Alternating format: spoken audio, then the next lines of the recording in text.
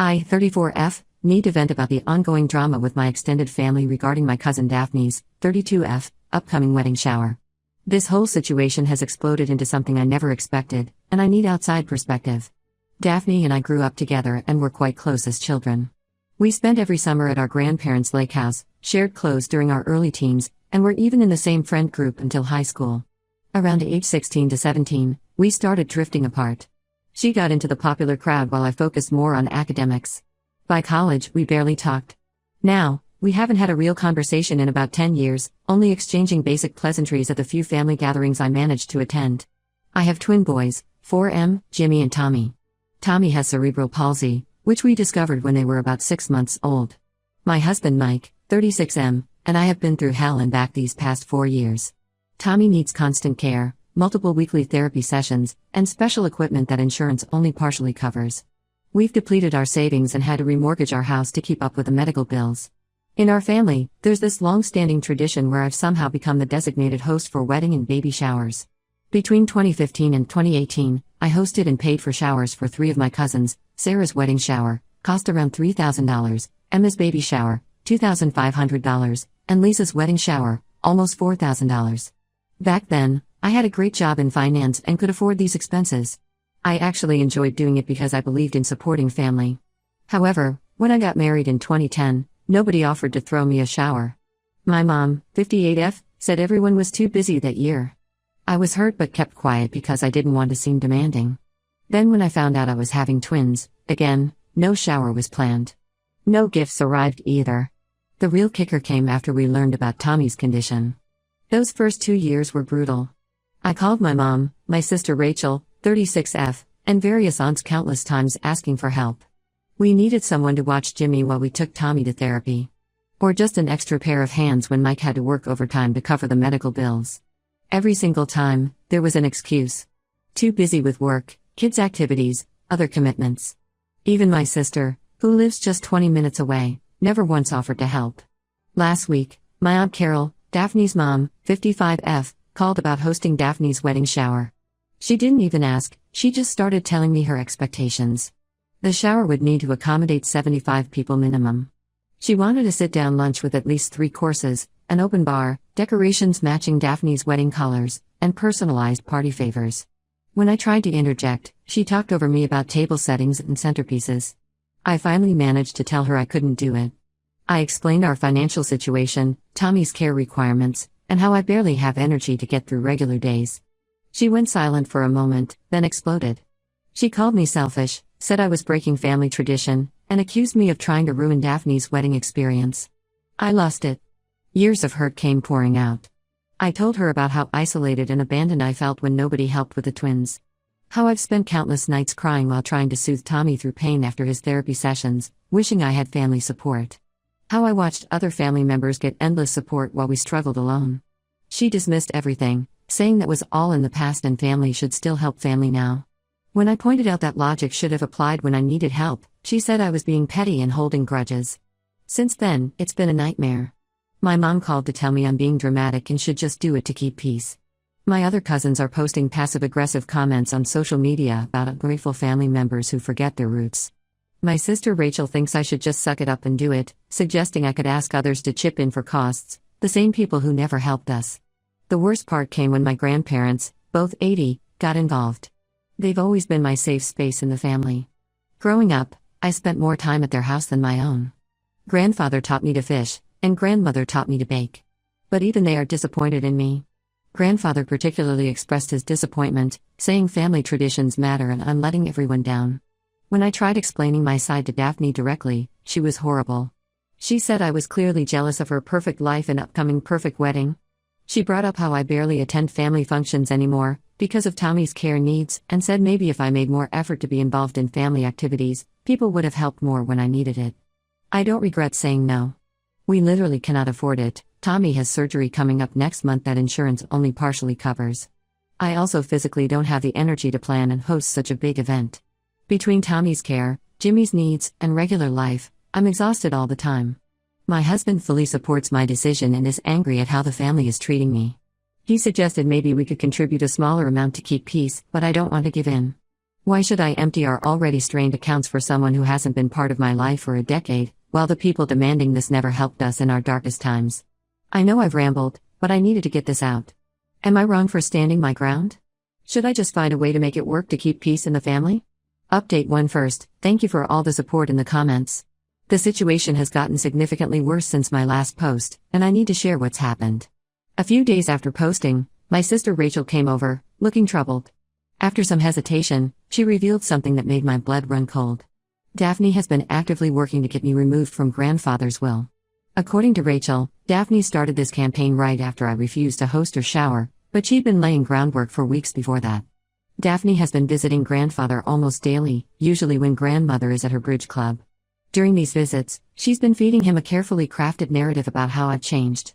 She tells him I've become bitter, selfish, and don't care about family anymore. She's been showing him screenshots of my social media posts where I occasionally vented about family issues, completely twisting them out of context. The most infuriating part is how she's using Tommy's condition in her manipulation. She told grandfather that I'm exaggerating Tommy's medical needs to avoid family obligations and get sympathy. She suggested that I'm using his disability as an excuse to distance myself from family, claiming she has proof that Tommy isn't as ill as I claim. When Rachel heard this part, she finally felt she had to tell me. But it gets worse. Daphne has been spreading a narrative throughout the family that I refused to host her shower because I'm planning to ask grandfather for money for Tommy's treatments. She's painting me as someone trying to manipulate grandfather for his money, when I've never asked him for a cent. According to her, I'm trying to ensure I get a larger share of the inheritance by playing up Tommy's needs. I confronted Daphne over text. Her response was chilling. She said someone needed to show grandfather my true colors before I cleaned out his bank account. She claimed my refusal to host her shower was proof that I don't value family traditions or relationships, and therefore don't deserve to be in the will. She even had the audacity to say she was doing this for grandfather's own good. Aunt Carol is fully supporting her daughter's actions. She's been telling everyone who'll listen that I've always been jealous of Daphne's success and stable life. According to her, my financial struggles aren't because of Tommy's medical bills, but due to poor money management and my selfish choices. She's even suggested that if I had maintained better family relationships, I wouldn't be struggling now. The hardest part is seeing how this is affecting my relationship with grandfather. When I tried to visit him last weekend, something that used to be our weekly tradition, he said he was too tired to see me. This has never happened before. I later learned from grandmother's helper that Daphne had spent the morning with him, showing more evidence of my supposed greed and disloyalty. My mom's reaction has been particularly disappointing. Instead of defending me, she thinks I should just apologize and offer to help with the shower to fix things. She actually suggested I could put the shower expenses on a credit card because family peace is priceless. When I reminded her about Tommy's upcoming surgery, she said I was being difficult and using Tommy as an excuse. Rachel feels guilty for telling me about Daphne's manipulation but still thinks I'm making things worse by not giving in. She keeps saying that if I just hosted the shower, all this would go away. She doesn't seem to understand that this isn't about the shower anymore, it's about years of neglect and now outright manipulation. The only unexpected support came from my cousin Mark, 38M, who's always been a bit removed from family drama. He called me after hearing Daphne's stories, saying he remembered how nobody helped when Tommy was diagnosed. He expressed regret for not being there and has been trying to defend me to other family members. Unfortunately, most are firmly on Daphne's side. My husband is livid. He wants to confront the entire family, especially Daphne and Aunt Carol, but I've asked him not to. We need to focus on Tommy's surgery next month, and I can't handle more family drama right now. Plus, I fear any confrontation would just give Daphne more ammunition. The most painful part is knowing that my relationship with grandfather might be permanently damaged. We've always had a special bond, he was more of a father to me than my own dad who left when I was young. The thought that Daphne has managed to poison even this relationship breaks my heart. I never wanted or expected anything from grandfather's will. Our relationship was always about love and shared moments, not inheritance. The fact that Daphne has turned this into a money grab says more about her than me. I'm lost about what to do next. Standing my ground seems right, but watching my family relationships crumble is devastating. At the same time, giving in now feels like letting Daphne win and validating her manipulation. Update 2. I never expected to post another update, but something major happened that turned this whole situation on its head. My grandmother discovered what Daphne has been doing. She had started taking afternoon naps in the sunroom instead of her bedroom, something Daphne and Aunt Carol didn't know. During one of their visits, she overheard them discussing their plan to get me removed from the will. They were laughing about how easy it was to manipulate grandfather and planning what to say during their next visit. Grandmother didn't confront them immediately. Instead, she spent a week gathering evidence. She found the folder where Daphne had been keeping her proof against me. She also went through grandfather's phone and found all the messages Daphne had been sending him about me. Then she pulled out all the medical bills and documentation about Tommy's condition that I had shared with her over the years.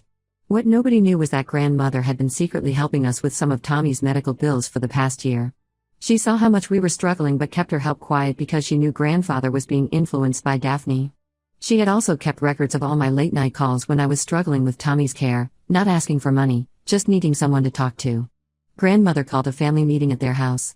Everyone was required to attend, no excuses. When we arrived, she had everything laid out on the dining room table, Daphne's evidence folder, my medical bills, and her own records. The meeting was intense.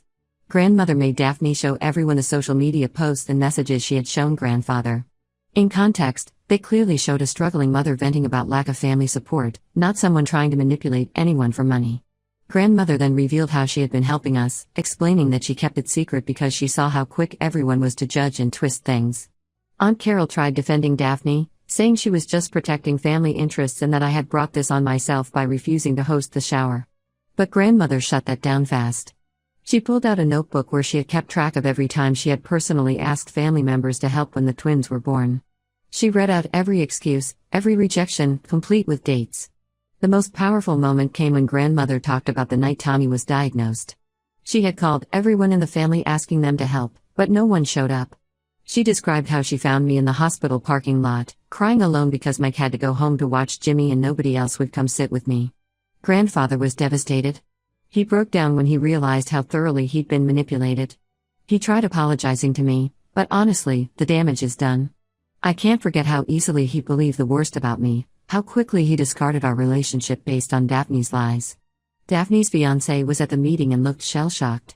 He kept asking her if she really orchestrated all this just because I wouldn't host a party. They left the meeting separately, and I heard later that they're postponing the wedding. My mom and sister finally apologized for pressuring me and not helping with the twins. But their apologies felt hollow, they're only sorry because grandmother exposed everything. I'm keeping my distance from them. The only good thing to come from this is Mark's continued support. He and his wife have started helping with childcare when they can, which is more than anyone else did in 4 years. It means a lot that at least someone in the family stepped up. I'm grateful for grandmother's support and for exposing the truth, but this situation has shown me who my family really is. Some relationships can't be fixed just because the truth comes out. The trust is gone. Update 3. This will be my final update. After the explosive family meeting at grandmother's house, things have settled into a new, albeit uncomfortable, normal. Daphne's wedding has been postponed indefinitely. Her fiancé was deeply troubled by what he learned about her behavior and demanded they go to couples counseling before proceeding with any wedding plans. They're still together, but things are strained. Through grandmother, Daphne tried to send me an apology letter. She wrote about how she let jealousy and wedding stress cloud her judgment. I returned it unopened. Some actions can't be excused with fancy words on paper. Aunt Carol remains convinced I'm the villain in this story. She still believes I should have just hosted the shower and avoided all this drama. She's been telling anyone who'll listen that I destroyed her daughter's perfect wedding plans because I'm bitter about my own life. After she kept sending me guilt-tripping messages about family loyalty and tradition, I finally blocked her number. Life's too short for that negativity. The most significant change has been in my relationship with grandfather. He's been trying hard to make amends, visiting regularly to spend time with Tommy and Jimmy. He's actually showing interest in Tommy's medical journey now, asking questions about his treatments and progress. But I keep our interactions polite and distant. The trust we once had is broken. I can't forget how quickly he believed I was using my son's disability to get his money. It hurt too deeply. Grandmother understands my position and supports my decision to maintain emotional distance. My mom and sister have appointed themselves as family peacemakers. They keep suggesting family therapy or professional mediation. I declined. I don't need to pay someone to tell me why I should forgive people who abandoned us when we needed them most. My sister still doesn't understand why I won't let it go for family peace. The silver lining in all this mess is that Tommy is doing much better after his surgery. His physical therapy is showing real progress. Mark and his wife have become regular fixtures in our lives. Their kids love playing with the twins, and they've been genuinely helpful. It's nice to finally have some family support, even if it's not from who I expected. Grandmother took matters into her own hands regarding the will situation. She amended their will to set up a trust specifically for Tommy's ongoing care. When I tried to refuse, she was adamant.